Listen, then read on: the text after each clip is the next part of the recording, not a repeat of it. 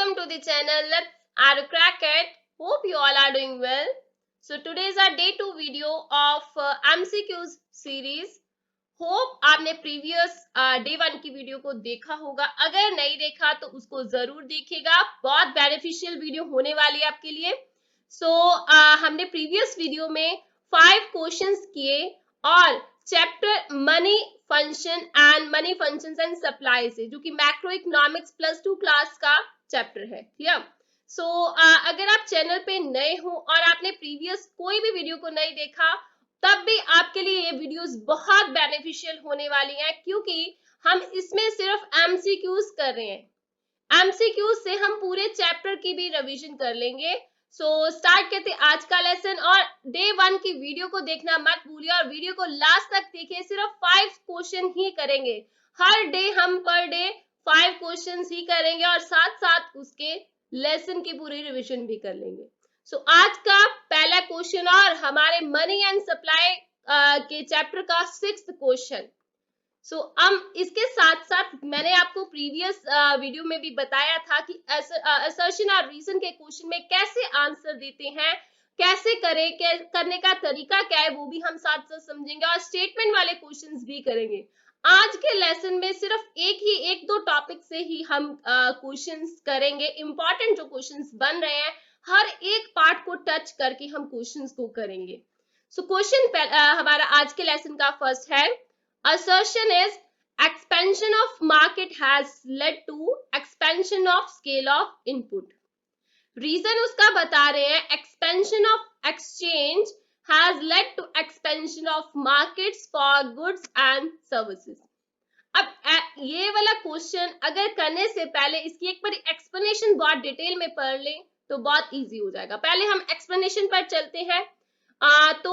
उसके साथ साथ वैसे आंसर भी लिखा हुआ है, लेकिन आपको कंसेप्ट को समझना होगा. पहले देखिए, अगर आपको कंसेप्ट नहीं पता तो आपके लिए आंसर बहुत डिफिकल्ट होगा. तो अगले और भी क्वेश्चंस हैं, उन पर हम ये दोबारा से एक्सप्लेनेशन को नहीं देखेंगे. इसके साथ इस टॉपिक के साथ रिलेटेड और भी मैंने क्वेश्चंस बनाए हुए हैं. पहले हम इसकी एक्सप्लेनेशन एक बार पढ़ लेते हैं. सो क्वेश्चन की एक्सप्लेनेशन क्या है?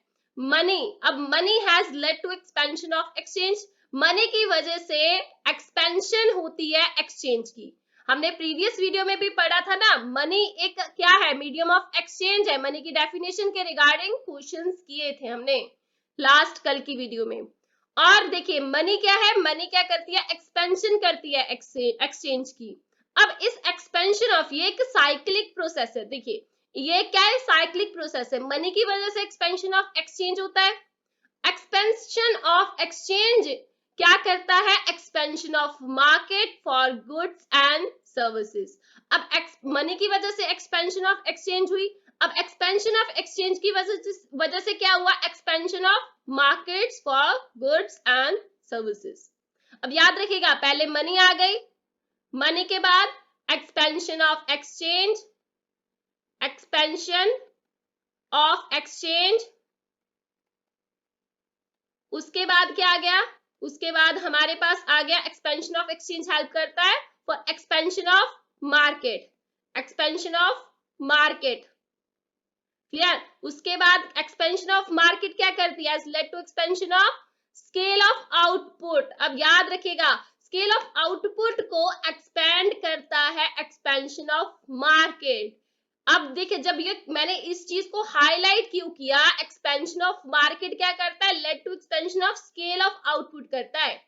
ये चीज क्योंकि क्वेश्चन में है, इस वजह से मैंने इसको हाईलाइट किया है. दोबारा से बोल रही हूँ, एक्सपेंशन ऑफ मार्केट क्या करती है? Led to expansion of scale of output. अब expansion of scale of output क्या करता है? Has led to GDP growth. GDP क्या होती है? जीडीपी पूरे कंट्री की इनकम होती है. इनकम को बोलते हैं, पूरी कंट्री की इनकम को बोलते हैं GDP, gross domestic product. Clear? उसको बोलते हैं जीडीपी.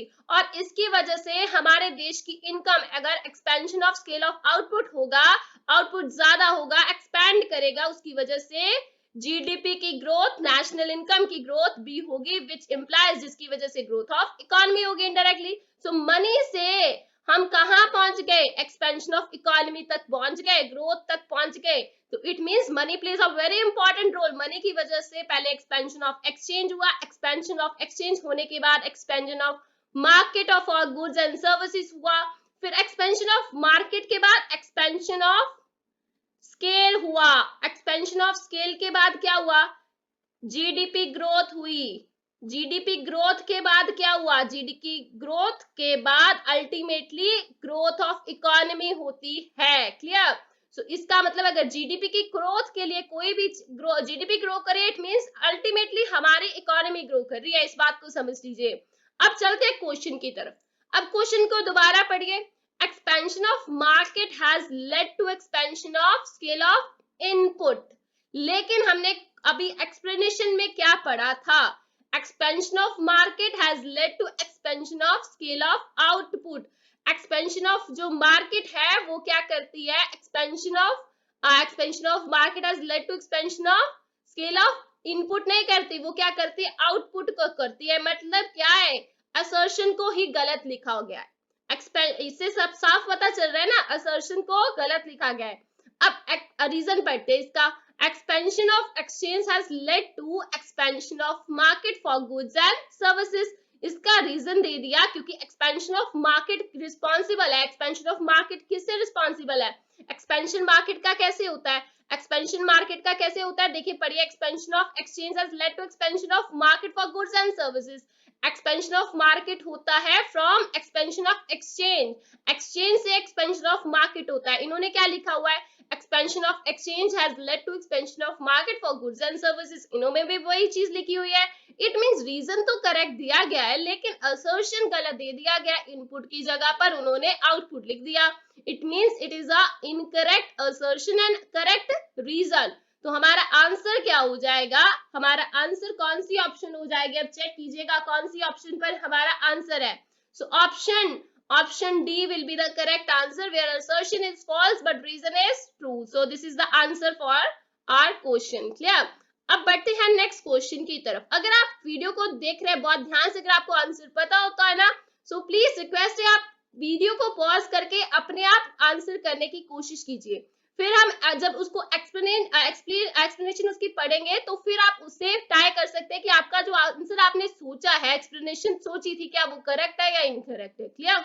इससे आपकी प्रैक्टिस भी हो जाएगी।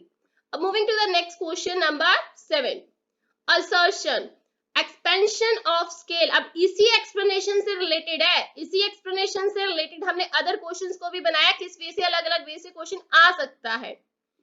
So question 7 is expansion of scale of output has led to GDP growth। expansion of scale of output क्या करता है, GDP growth को करता है।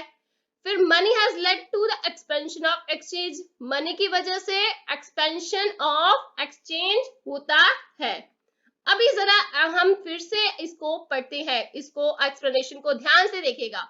अभी अगर हम इसको बहुत ध्यान से देखते हैं तो जरा देखिए कि expansion of scale of output जो दी गई है, लेड टू जीडीपी ग्रोथ करती है। Expansion of scale of output led to GDP growth करती है, ये तो बिल्कुल करेक्ट लिखा हुआ है। अभी money has led to expansion of exchange, money भी led to expansion of exchange करती है, ये हमने प्रीवियस इसकी डेफिनेशन में भी पढ़ा था और इसकी हमने एक्सप्लेनेशन में भी अभी पढ़ा, ये भी करेक्ट है। इट मींस ये दोनों चीजें करेक्ट है।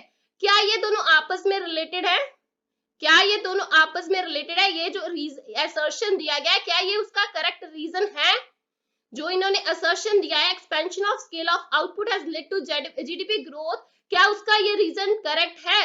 अभी ध्यान से जरा देखिएगा, इसका रीजन क्या बनता था, ये expansion of scale of output has led to GDP growth. Expansion of scale के लिए कौन चीज जिम्मेवार है, इसका रीजन क्या है, इसका रीजन है एक्सपेंशन ऑफ मार्केट। तो इसका मतलब ये जो रीजन बता रहे हैं वो इसके साथ मैच नहीं कर रहा। इट मींस हमें यहाँ पर इसका आंसर क्या हो जाएगा, अगर हम ऑप्शंस पढ़े, पहली ऑप्शन पे लिखा हुआ है both assertion and reason are true and reason is correct explanation. लेकिन दोनों तो सही है, ट्रू है, लेकिन क्या रीजन करेक्ट एक्सप्लेनेशन है असर्शन का, नहीं है। इट मींस ये ऑप्शन तो गलत हो जाती है। Now next option, both assertion and reason are true and reason is not correct explanation of assertion. क्या ये हमारी ऑप्शन करेक्ट होगी? अब असर्शन और रीजन तो दोनों ट्रू है, it means reason is not correct explanation of assertion B. ये भी चीज ट्रू लिखी हुई है, नॉट करेक्ट एक्सप्लेनेशन बी है, ये मतलब कि हमारी ऑप्शन करेक्ट यही है। सो ऑप्शन सी और फिर डी गलत हो जाते हैं, क्योंकि उन्होंने लिखा हुआ है assertion is true but reason is false, लेकिन रीजन तो क्या है? ट्रू है। इट मींस ये ऑप्शन गलत हो जाती है।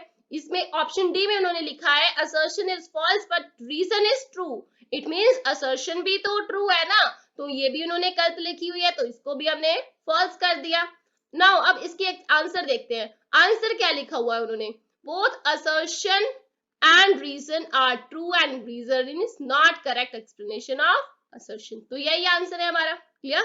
सो एक्सप्लेनेशन दोनों की सेम थी, इस वजह से मैंने पहले आपको एक्सप्लेनेशन पिछले क्वेश्चन में आपको डिटेल में समझाई और फिर हम क्वेश्चन पर आए थे, इस वजह से कि अगले कुछ क्वेश्चंस में यही एक्सप्लेनेशन यूज की जा रही है।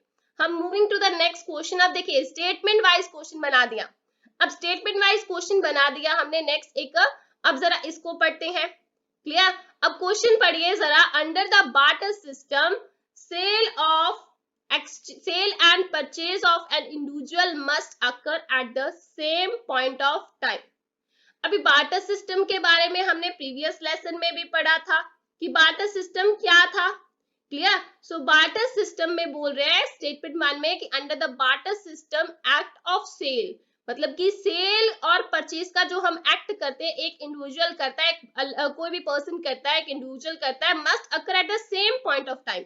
हमने बार्टर सिस्टम में पढ़ा था ना, गुड्स है एक्सचेंज की जाती है same point of view time पे, जब दोनों पर्संस एग्री कर रहे हो कि मुझे ये चीज चाहिए, वो कहता मुझे ये चीज चाहिए, एक बेच रहा हो और एक सेल कर रहा हो, दोनों एग्री कर रहे हैं, तो हमें उसे बोलते हैं, हम उसे बोलते हैं बार्टर सिस्टम। अब वो इस स्टेटमेंट में क्या बोल रहे हैं कि यही चीज बोल रहे हैं ना, under the barter system act of purchase and sale of an individual must occur at the same point of time।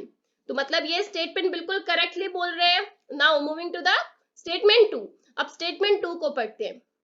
With introduction of money, अब मनी की इंट्रोडक्शन से क्या हुआ? As a medium of exchange money को जब introduce किया गया, an individual can buy things with money without selling anything at the same time. अब मनी की इंट्रोडक्शन होने से एक इंडिविजुअल जो है खरीद सकता है किसी भी चीज को वो खरीद सकता है विद मनी विदाउट सेलिंग। अपनी चीज बेचने के अलावा अगर वो चाहता है कि वो सिर्फ खरीदना चाहता है, ऐसे बार्टर सिस्टम में क्या था, उसको एक टाइम पे कुछ बेचना भी पड़ता है और कुछ खरीदना भी पड़ता है, दोनों चीजों को same point of view time पर कर रहा होता है। लेकिन मनी के आने से अगर उसे कुछ चाहिए, उसकी कोई वांट है, तो वो कुछ खरीदना चाहता है तो वो खरीद सकता है, but without selling anything at the same time. तो क्या ये चीज सही बोल रहे हैं? बिल्कुल सही बोल रहे हैं। तो इट मीन स्टेटमेंट 1 भी करेक्ट है और स्टेटमेंट 2 भी करेक्ट है। क्वेश्चन से पढ़कर तो यही पता चल रहा है। अब ऑप्शंस पे आते हैं।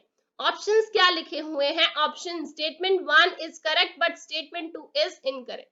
स्टेटमेंट 1 को करेक्ट बोला है, स्टेटमेंट 2 को इनकरेक्ट बोला है, लेकिन स्टेटमेंट 2 तो पढ़ते या मतलब सही लग रही है, तो इट मींस ये तो ऑप्शन हमारी इनकरेक्ट हो जाती है। अब option B, statement 2 is correct but statement 1 is incorrect. अब स्टेटमेंट 2 को करेक्ट बोल दिया बट स्टेटमेंट 1 को इनकरेक्ट बोल दिया, it means it is also incorrect.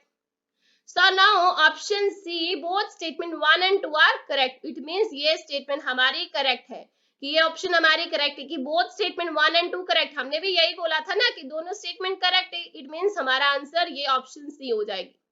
Now option D अगर पढ़ते हैं तो both statement 1 and 2 are incorrect। दोनों statements 1 and 2 incorrect है, तो it means ये incorrect हो जाएगी। हमें हमारा आंसर मिल गया। अब आंसर चेक करते हैं और साथ में इसकी एक्सप्लेनेशन को भी जरा दोबारा से पढ़ लेते, क्या जो हमने समझा था इस स्टेटमेंट्स को पढ़कर क्या वो करेक्ट था। अब आंसर हमारा ऑप्शन सी ही है जो हमने करेक्ट किया, टिक किया था। Both statements 1 and 2 are correct. Clear?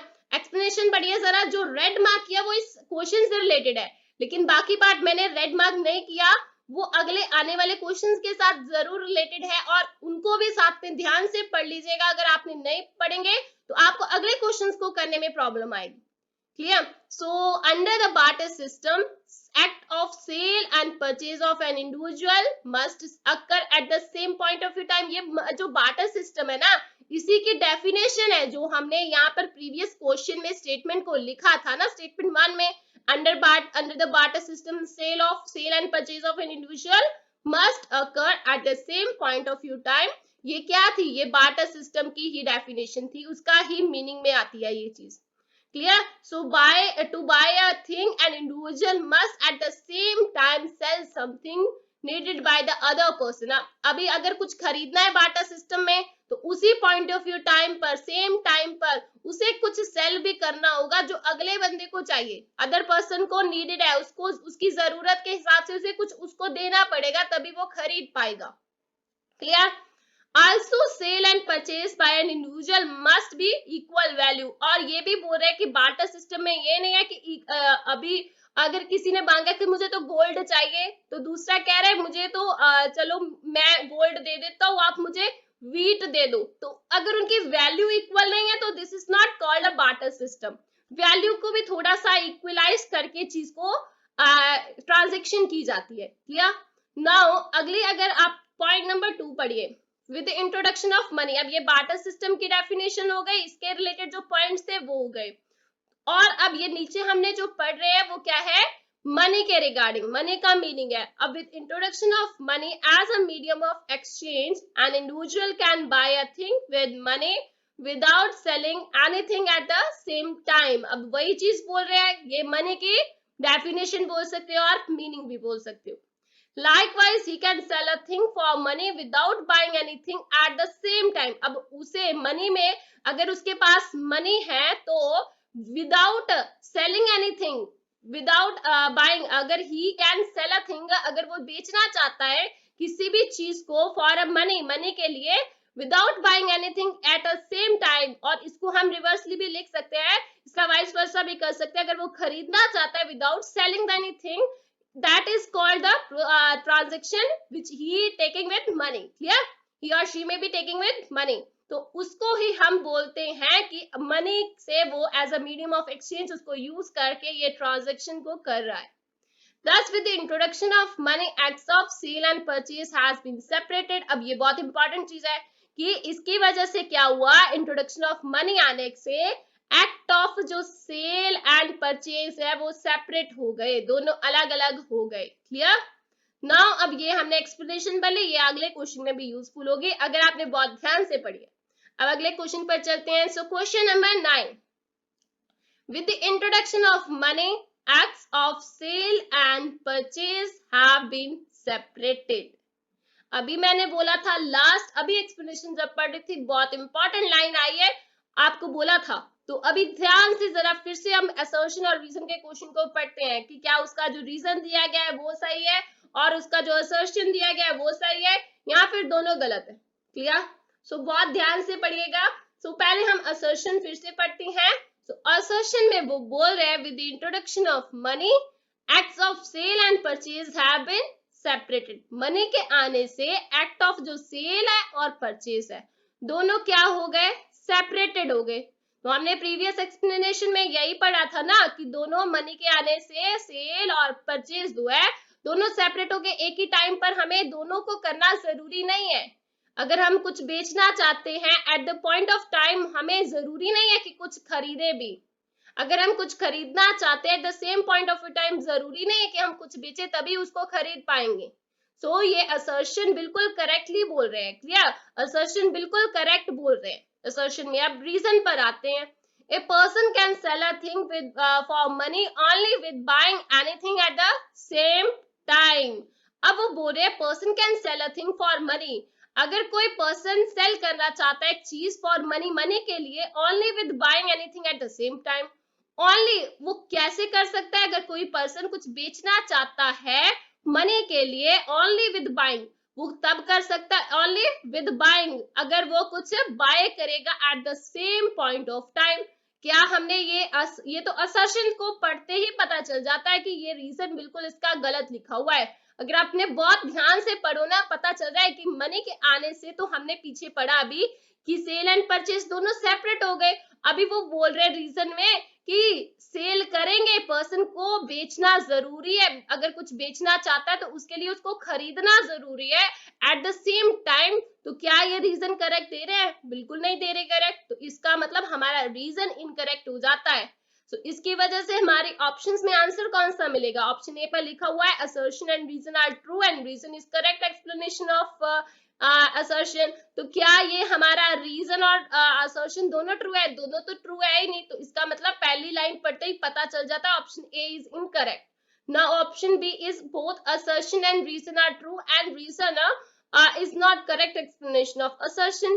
क्या ये ठीक है? ये ट्रू वाला केस तो दोनों में ही नहीं है ना, तो एक ट्रू है, असर्शन ट्रू है, लेकिन रीजन इनकरेक्ट है, तो इस वजह से ये भी ऑप्शन इनकरेक्ट हो जाती है। नाउ ऑप्शन सी में बोल रहे assertion is true but reason is false. Assertion को वो ट्रू बोल रहे हैं, क्या असर्शन ट्रू थी? जी ट्रू थी, लेकिन रीजन ट्रू है? नहीं, फॉल्स है, तो इन्होंने भी फॉल्स लिखा हुआ है, इसका मतलब हमारा आंसर ऑप्शन सी पर मिल गया। तो ऑप्शन डी गलत हो जाता है। नाउ अब चेक करते हैं आंसर। सो आंसर में उन्होंने ऑप्शन सी को ही लिखा हुआ है, assertion is true but reason is false, तो बिल्कुल करेक्ट आया हमारा आंसर। अभी एक्सप्लेनेशन अगर हम पढ़े तो मनी के पॉइंट से ही हमारा दोनों स्टेटमेंट पूछे गए थे। जैसे कि हमने पूछा बोला था ना कि हमारा असर्शन क्या है, with the introduction of money act of sale and purchase have been separated, हमने यही पढ़ा। और इसका रीजन क्या था? एक्चुअल में रीजन क्या था इसका? जो हमारे पास गिवन था वो रीजन इनकरेक्ट दिया गया था, लेकिन एक्चुअल में रीजन क्या था इसका कि an individual can buy a thing with money without, with नहीं, without selling anything at the same time. या कि सेम टाइम पे बिना कुछ खरीद बेचे वो कुछ भी खरीद सकता है, बिना कुछ अगर वो बेचने से, बिना कुछ बेचने से वो कुछ खरीद सकता है, और बिना कुछ खरीदे वो कुछ बेच भी सकता है, दोनों मतलब वाइस वर्सा भी इसका कर सकते हैं। Clear? Now moving to the last question of this video and not least for this chapter. अभी और भी क्वेश्चन हैं इस चैप्टर के जो आने वाले वीडियोस में हम करेंगे, लेकिन आज की वीडियो का ये लास्ट क्वेश्चन है, question number 10। So to buy a thing an individual must at the same time sell something needed by the person also. Sale and purchase by an individual must be equal value. This process is called। अभी हमने explanation पढ़ी, बहुत ध्यान से अगर पढ़िए तो आपको आंसर देखते ही पता चल जाता है इसका। वैसे तो हमने लास्ट कल वाले लेसन में भी पढ़ा था कि इस चीज के रिलेटेड एक क्वेश्चन भी करा था, लेकिन अगर आप भूल गए हैं तो इसकी अभी डेफिनेशन भी अभी हमने पढ़ी है, इसकी अभी हमने प्रीवियस क्वेश्चंस में इसकी डेफिनेशन भी पढ़ी है। फिर से अगर आप पढ़े, आंसर आपको देखते ही पता चल रहा है ये क्या बोले। टू बाय अ थिंग, किसी भी चीज को खरीदने के लिए, an individual must eight the same time sell something, उसको कुछ बेचना जरूरी है, अगर खरीदना चाहता है एट द सेम टाइम उसको बेचना भी जरूरी है, कुछ जो नीडेड है by the other person. And the sale and purchase by individual must be equal value, और सेल और परचेज इंडिविजुअल की इक्वल वैल्यू होनी चाहिए। और इस प्रोसेस को हम क्या बोलते हैं? अब इस प्रोसेस को बोलते हैं, ऑप्शंस पढ़िए। ऑप्शन ए पर लिखा हुआ है एक्सचेंज सिस्टम, क्या एक्सचेंज सिस्टम बोलते हैं? बी पर लिखा हुआ है ट्रांसफर सिस्टम, सी पर लिखा हुआ है goods for goods system, and D पर लिखा हुआ है बार्टर सिस्टम।